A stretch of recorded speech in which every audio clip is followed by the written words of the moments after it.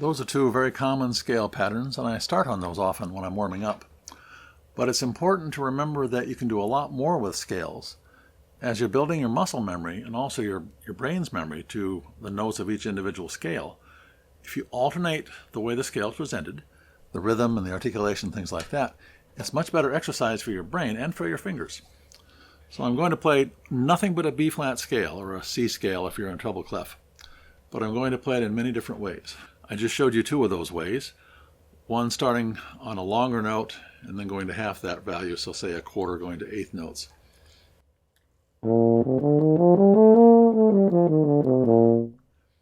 That comes out evenly. Da, da, da, da, da, da, da, da, da, da, da, da, da, da, da. So you end up on the note of the scale at the top and the bottom on the beat. The second way I played it doesn't do that. It actually goes up to the ninth of the scale, beyond the top note by one step.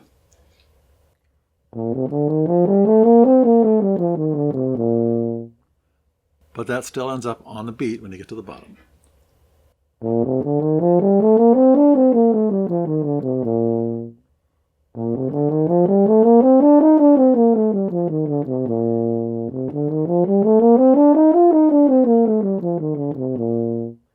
And so on. I'll change the pattern a bit more this time. I'll add some tonguing and some other fooling around that you'll recognize, I'm sure, as you hear it.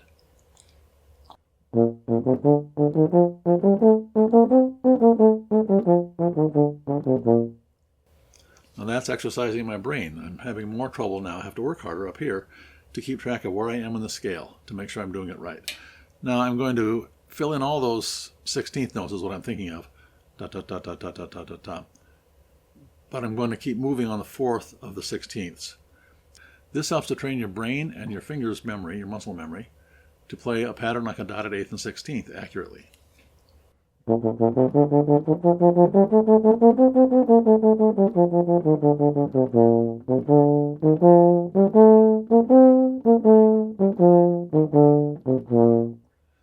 You could also train your brain and muscle memory for a triplet pattern doing the same thing.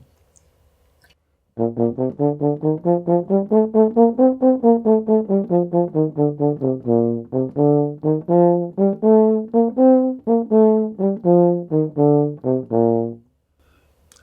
I'm going to add a couple other patterns that you'll find in most exercise books.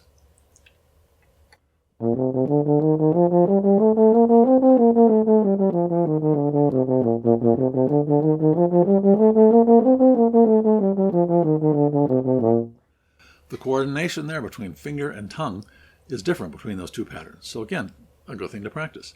Now we'll break up the scale a little bit. We won't play it linearly, but we'll do some hopping around a bit.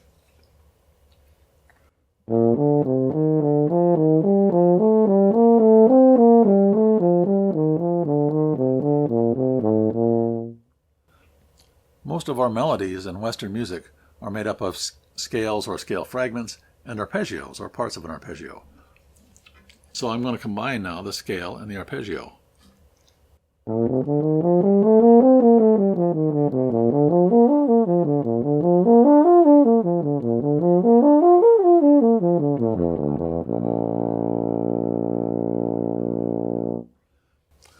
That way I'm getting practice on two different things at the same time, and I'm training my memory and my fingers how those patterns feel. So that when you're sight reading music especially, you'll start to recognize those patterns and your fingers will just fall into place without you having to think quite so hard on what every movement should be. That can make a great deal of difference and a great improvement in your playing in general and especially in your sight reading.